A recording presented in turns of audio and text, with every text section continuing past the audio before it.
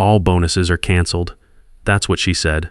Right there in the middle of our victory celebration, we were still passing around cold pizza and warm sodas from the break room. Everybody riding high because we just crushed our Q3 targets by 85%. Not 20%, not even 50%. We beat our forecast by 85%, hitting $3.9 million against a $2.1 million target. You'd think we'd cured cancer with spreadsheets the way our operations floor was buzzing. My name is Daniel Brooks. I'm 54. And I've been director of manufacturing operations here for 14 years. Started as a junior production analyst right after my Army stint when I was 36. Worked my way up the old-fashioned way, earning every promotion on the shop floor before moving to the office. At my age, this isn't just a job anymore. It's my legacy, my retirement security, and the foundation everything else in my life is built on. My throat was raw from back-to-back calls closing that Fortune 100 automotive contract. My inbox was a battlefield of signed purchase orders and approved spec changes. Even Kevin from IT was smiling, and Kevin hasn't smiled since his divorce back in 2019. Then in strolls Ashley Peterson, cactus pressed tighter than her budget projections, hair so perfectly styled it probably had its own maintenance contract. No, hello, no congratulations. Just that smug lean she does when she's about to drop something monumentally stupid. She claps once, slow and deliberate. Let's gather up. She chirps like she's calling a kindergarten class. Need 5 minutes. The room went dead. I felt it in my gut. That sinking feeling you get right before someone says we're pivoting. Or there's been a restructuring, the same feeling I used to get on deployment when the radio crackled with bad news from command. At 54, I've learned to recognize these moments. They're the ones that can derail everything you've spent decades building. She stood there with dead eyes and that fake humility they teach you in business school. You guys crushed it, really. You absolutely crushed it. Beat every metric. Exceeded every expectation. That's exactly why we're canceling Q3 bonuses. The room died completely. Jennifer from marketing dropped her pizza slice. Scott from finance looked like someone had just told him his calculator was broken. I thought about my wife, Sarah, at home. Probably already planning how we'd use that bonus money for our daughter's college tuition. About my father-in-law's medical bills that keep climbing. About the retirement account that still needs another 11 years of solid contributions before I can even think about slowing down. Ashley did that thing where she tries to look philosophical, like she's delivering wisdom straight from some Stanford case study about disruptive leadership paradigms. We're raising the bar, she continued, hands clasped behind her back like she was Napoleon reviewing troops. This isn't about incentives anymore. This is about culture excellence. You already proved you can hit these numbers, so now we know what you're capable of. Time to try harder. People didn't move. Didn't breathe. Jennifer blinked like she'd forgotten how. Jordan, from middle management, opened and closed his mouth 3 times like a fish trying to form words that wouldn't get him fired. Rachel, my operations manager for 8 years, just stared at her hands. These weren't just employees to me, they were people I'd mentored, trained, watched grow from fresh college grads into competent professionals. And now we were all getting screwed together. I didn't say a word, not yet. Just watched her standing there with that little shark smile like she'd just outsmarted a room full of people who'd been running manufacturing operations since before she learned to tie her designer shoes. Her loafers probably cost more than our quarterly safety equipment budget, and she wore them like they gave her the authority to rewrite 14 years of proven systems. I sipped my coffee, burned my tongue, didn't care. The bitter taste matched my mood perfectly. Then I smiled, not wide, just once. The kind of smile you give when the wheels have been turning for weeks and someone just handed you the last piece you needed to spring the trap. Our target was $2.1 million in production efficiency gains for Q3. We hit $3,009 million. That's not just beating expectations. That's obliterating them and building a monument on the ruins. The automotive contract alone was worth $4.2 million in annual recurring revenue. And Ashley knew it. Hell, she'd been copying my weekly progress reports and forwarding them to the board with her name in the signature line. I stood up slowly, walked over to where she was basking in her own perceived brilliance, and leaned in like I was going to offer some polite pushback about team morale and compensation equity. Instead, I just said, "Conference room, 5 minutes." She blinked, confused, like someone had just asked her to explain how a torque wrench actually works. "Bring your laptop," I added. Already walking away, Behind me, the room stayed silent, except for the distinct sound of her ego inflating like a birthday balloon. I didn't need to yell, didn't need to get angry, not yet, because this wasn't really about bonuses. This was about legacy, institutional knowledge, and the fact that Ashley, poor, sweet, nepotism-soaked Ashley Peterson, had no idea what was waiting for her behind that glass conference room door. You see, 10 years ago, when I signed my manufacturing operations agreement, there was a clause buried in the legal appendix. A clause that most people would skip over, thinking it was just standard boilerplate language. But I read everything. Army taught me that. Always read the fine print, especially when your signature's going on it. The clause was simple. If quarterly production efficiency metrics exceeded 175% of forecast under my direct operational leadership, I'd be granted immediate strategic override privileges. At the time, nobody thought those numbers were possible. It was like putting a clause in there about what to do if we discovered oil in the parking lot. But we just hit 185% of our forecast target, and Ashley Peterson was about to learn what happens when you mess with someone who spent 14 years building something real, something that actually works, something that makes money instead of just burning it on consultant fees and motivational posters. 6 months earlier, Ashley Peterson had arrived like a champagne cork at a funeral, loud, unnecessary, and bound to make a mess of everything nearby. The founder, Roger Peterson, had just announced he was taking a step back from day-to-day operations.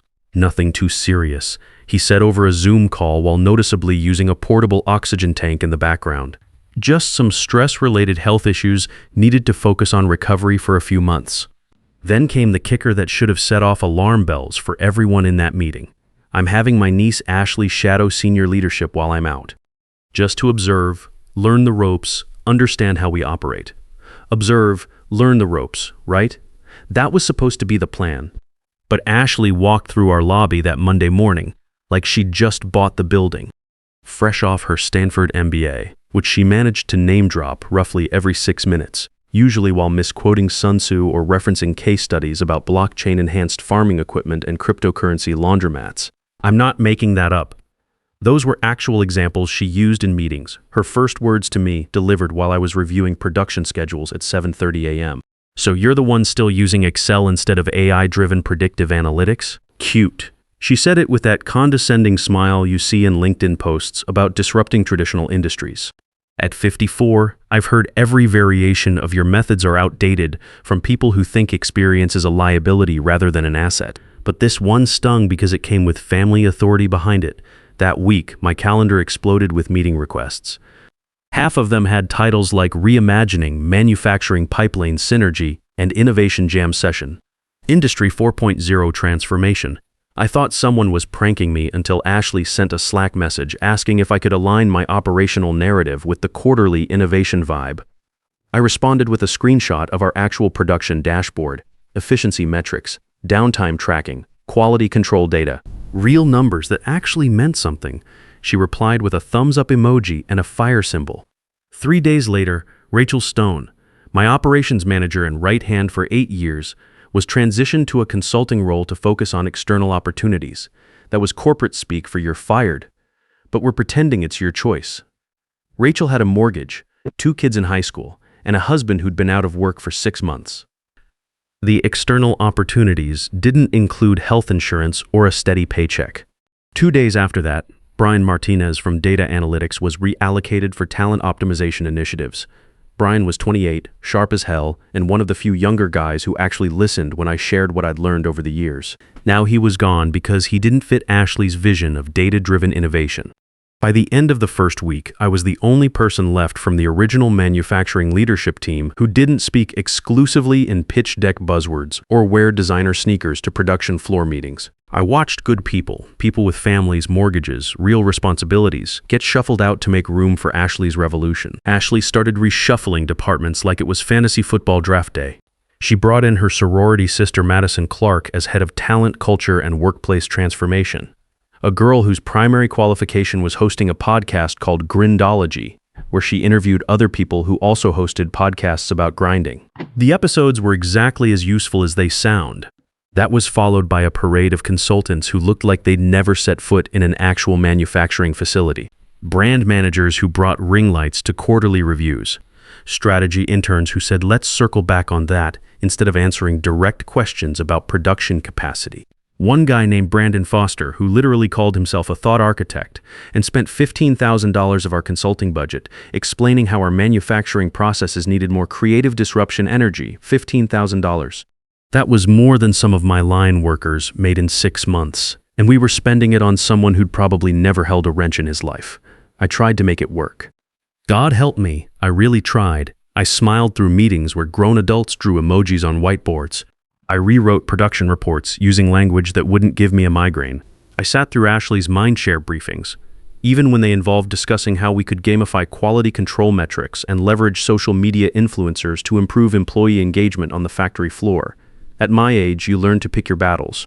I wasn't trying to prove anything anymore. I just wanted to protect what we'd built and make it to retirement with my dignity intact. I had one job during all this chaos. Keep the production lines running, protect the systems we'd spent over a decade building and refining, and make sure our delivery schedules didn't collapse under the weight of all this innovation theater. Do what guys like me have always done in corporate America. Hold the line while the MBAs play dress-up CEO. Keep the real work moving while they figure out their next pivot. But Ashley wasn't content with just playing CEO. She wanted to tear down everything that actually worked. Then came the big opportunity. That Fortune 100 automotive contract. Ford Motor Company needed a precision parts supplier for their electric vehicle production line. This was exactly the kind of high-volume, high-precision work we'd been positioning ourselves for over the past 5 years. The kind of contract that could set us up for the next decade, secure jobs for everyone on my team, and give me the peace of mind that I'd leave this place better than I found it. I had worked on the strategy proposal for 2 months straight. Nights, weekends. Hell, I outlined half of it on a flight to Detroit using cocktail napkins because my laptop died and the airline's Wi-Fi was about as reliable as Ashley's understanding of actual manufacturing. My wife Sarah got used to cold dinners and me falling asleep over spreadsheets at the kitchen table. This is it, I told her one night. This is the contract that makes everything we've been through worth it. The contract requirements were complex. Multi-tier quality certifications, just-in-time delivery schedules, integration with their supply chain management systems. It required real industry knowledge, actual experience with automotive manufacturing standards, and the kind of operational expertise you don't get from case studies. You get it from 14 years of solving problems, building relationships, and understanding how things actually work when the PowerPoint presentations end and the real work begins. I briefed Ashley thoroughly, prepared her with a comprehensive overview document, walked her through 3 practice presentations, even created simplified talking points for the technical questions. I knew Ford's people. I'd been working with some of them for years. They respected competence and despised bullshit. They'd see right through corporate theater, but they'd respond to someone who knew their stuff. Ashley nodded along during the briefings and asked if we could make the PowerPoint slides more visually dynamic and whether our company logo could be bigger. She wanted to add animations. Animations for a presentation to automotive engineers about precision manufacturing tolerances. She walked into that Ford pitch meeting like she was auditioning for Shark Tank, gesturing wildly and throwing around phrases like agility-first manufacturing verticals and cross-pollinated production deliverables. I physically cringed watching her explain our synergistic approach to automotive component optimization while the Ford engineers exchanged glances that clearly said, "What is this person talking about?" But here's the thing about real expertise, it speaks for itself. The Ford team had done their homework. They'd seen our production records, our quality metrics, our on-time delivery statistics. They knew what we could actually do regardless of how Ashley packaged it. When they started asking detailed technical questions about our machining capabilities and quality control processes, I stepped in, not to undermine Ashley, just to give them the answers they needed. Somehow, by sheer force of market timing and the fact that my actual operational data spoke louder than Ashley's corporate word salad, we landed the contract. Our production capabilities were exactly what they needed, our quality metrics were solid, and our delivery track record was spotless. Ford didn't care about synergistic paradigms, they cared about parts that met specifications, delivered on time, every time. The contract signing was on a Thursday. By Friday afternoon, the numbers were in $4.2 million in annual recurring revenue, with expansion possibilities that could take us to $8 million within 2 years. It was the biggest win in the company's history. The next morning, I opened my email to find a company-wide announcement from Ashley with the subject line Q3 Victory Lap. First sentence, proud to share the success of my strategic automotive sector pivot and innovative client acquisition methodology. My name wasn't mentioned once in that email. Not once. 14 years of building relationships, developing expertise, and delivering results. 2 months of 60-hour weeks preparing that proposal. And I'd been erased from my own success story by a 26-year-old who couldn't tell the difference between a torque specification and a talking point. But that wasn't the worst part. The worst part was watching my team's faces when they read that email. Rachel, before she got transitioned out, had worked on the Ford relationship for 3 years. Brian had built the data models that proved our capacity could handle their volume requirements. These weren't just numbers on a spreadsheet. These were people who'd invested years of their professional lives in making this happen. I stared at that email for a long time, long enough for my coffee to get cold, long enough for the production floor shift change to happen outside my office window, long enough for my hands to stop shaking from pure frustration. At 54, you learn to recognize the moments that define the rest of your career. The moments where you either stand up for what you've built or watch someone else tear it down and take credit for the pieces. I thought about my father-in-law's medical bills, about my daughter's college tuition, about the retirement account that still needed another 11 years of steady contributions, about whether I wanted to spend those 11 years watching Ashley Peterson destroy everything I'd worked to build. But I didn't reply, didn't fire back with a correction, didn't even leak it to the internal Slack channels like part of me wanted to, because that clause was still sitting in my personnel file, buried in a folder I hadn't opened in years. A clause that didn't care about Stanford degrees or nepotism or who had the best hair gel budget.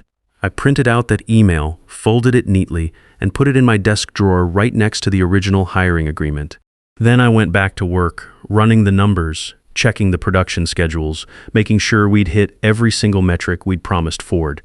Because when you're building a trap, patience isn't just a virtue, it's the foundation. It was late Thursday night. The kind of late where the janitor's music becomes your only company and even the coffee maker sounds lonely. I was the last one in the building again, my screen glowing with quarterly numbers fresh off Scott's final calculations. The production efficiency line blinked back at me like it knew something. 185% of our forecast target. We hadn't just hit our goals. We'd obliterated them, buried them in the parking lot, and built a monument on top. Every projection, every stretch target, every optimistic estimate from marketing completely destroyed. The Ford contract wasn't just signed, it was expanding. They wanted us to handle components for 3 additional vehicle lines, with preliminary discussions about a $12 million annual partnership. My hands hovered over the keyboard, not from fatigue but from memory. 10 years ago, I'd signed my manufacturing operations agreement in this same office. Back when Roger still walked the production floor every morning, still knew the names of our machine operators, still cared about building things that lasted instead of just quarterly stock price bumps. That contract was drafted during a different era, before the consultants, before the buzzword evangelists, before the company decided that culture could be purchased with kombucha on tap and meditation pods. I opened my personal files buried under years of NDAs and performance reviews. Found it. The original hiring agreement, page 14, subsection C, footnote 2. If quarterly production efficiency metrics for manufacturing operations exceed 175% of forecast under the direct operational leadership of Daniel Brooks, he shall be granted immediate and temporary strategic override privileges, including but not limited to voting presence in executive-level decisions pending board ratification. Signed by Roger Peterson, dated, witnessed, filed with HR under reference number MFG 2014-47, still valid, still enforceable. I leaned back in my chair and stared at those words. The clause had been written back when hitting 175% seemed about as likely as discovering oil under the employee parking lot. It was supposed to be a motivational carrot, something generous sounding with zero risk. Legal decoration for a manufacturing director. They never expected to actually deliver those kinds of numbers, but we just hit 185%. The next morning, I made 3 phone calls. First to Lisa Johnson in legal, one of the few people in that department who'd survived Ashley's organizational optimization. Her voice dropped to a whisper when I read the clause aloud. "That's still active?" she asked, sounding like someone who just realized they'd been sitting on a live grenade. "Yep, and our efficiency metrics hit 185% of forecast." Long pause, then a low whistle. Daniel, you're going to need a much bigger office. After Ashley's performance should be baseline speech. I'd asked her to meet me in the conference room. Now we were face to face across that polished table, and Ashley was already starting to fidget. So, she said, leaning back in her chair with that practiced casual confidence, I get that people are disappointed about the bonus situation, but we need to focus on sustainable motivation models rather than Ashley. I interrupted quietly. Can you pull up the org chart for manufacturing operations? She blinked, confused. I mean, sure, but I don't see how that's relevant to humor me. She found the PowerPoint slide showing the department structure with her name at the top and mine somewhere in the middle tier. Now pull up our Q3 performance metrics. She found Scott's summary report, showing our 185% of forecast achievement, right? And these are obviously great numbers, which is exactly why we're raising expectations instead of just throwing money at. I slid the folder across the table. Open it. She looked at the folder like it might contain her performance review, which in a way, it did. Started reading. Her confident expression slowly melted like ice cream in July. I don't understand what I'm looking at here, she said, but her voice had lost that cocky edge. That's my original hiring agreement, subsection C, footnote 2. The highlighted part gives me strategic override authority when production efficiency exceeds 175% of forecast. We hit 185%. Roger's signature is right there at the bottom, but this is just some old contract language. Legal boilerplate. Nobody actually enforces. It's not boilerplate. It's a performance trigger clause, and it just got activated. I pulled out my phone. I've already confirmed its validity with legal. Her face had gone from confused to pale to something approaching panic. Look, Daniel, I think there might be some misunderstanding here about chain of command and organizational structure. Modern management doesn't really operate on these kinds of legacy. Modern management, I said, closing the folder, should probably read contracts before canceling bonuses for record-breaking performance. I stood up and walked to the conference room door. Roger's joining us via video in 10 minutes. The department heads will be here too. I suggest you use that time to think about whether you want to handle this transition professionally. 10 minutes later, Roger Peterson's face appeared on screen.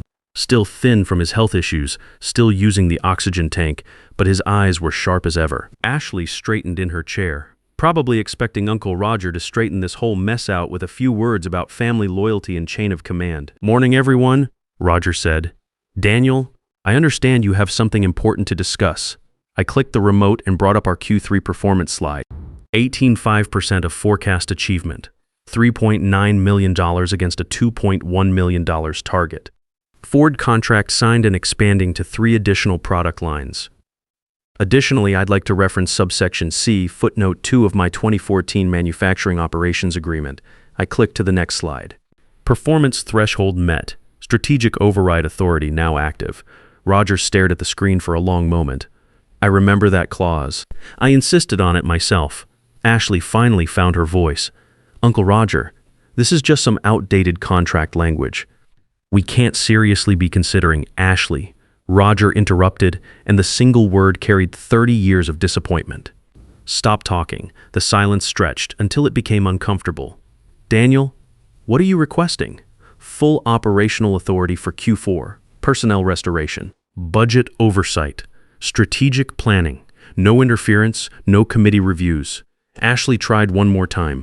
This is obviously some kind of power grab using legal technicalities. Modern corporations don't operate on these kinds of legacy. Ashley, Roger's voice cut through the room like a blade. You're done. Pack your office. Security will escort you out in 20 minutes. She stood up slowly, gathered her designer notebook and imported water bottle, and walked out. No dramatic exit, no threats. Just the quiet shuffle of someone who'd finally realized she was never actually qualified for the job in the first place. That afternoon, I sent 2 text messages. First to Rachel Stone, come back, your desk is waiting. Second to Brian Martinez, operations needs its data guy. Are you interested? Both responded within 10 minutes. 6 months later, I walked out to the production floor. The machines hummed steady at 97% efficiency. Our Q4 numbers were tracking 22% ahead of projections. Rachel was training 3 new operations analysts. The Ford partnership had expanded into a 5-year strategic alliance worth $18 million annually. Sometimes the best revenge isn't dramatic. It's not about explosions or public humiliation. Sometimes the best revenge is just being right, being competent, and watching incompetence burn itself out while you quietly build something that actually works. At 54, I learned something important. Experience doesn't make you obsolete, it makes you dangerous. And when you've spent 14 years building something real, you don't just let someone tear it down without a fight. My wife Sarah was proud when I told her the story over dinner. You protected your people, she said. That's what matters. My daughter Emily, home from college, just shook her head and laughed. Dad, you're kind of a badass. Maybe I am. But mostly, I'm just a guy who reads contracts and keeps his word. Turns out, in corporate America, that makes you pretty rare. The clause stays in my contract. Insurance policy, Roger calls it, some foundations are worth protecting. Experience doesn't expire, it compounds. While others chase the latest trends, seasoned professionals who master the fundamentals hold the real power to execute when it matters most. The most dangerous opponent isn't the loudest one in the room, it's the quiet one who actually read the contract. Patience and preparation will always beat privilege and bluster when the stakes are real.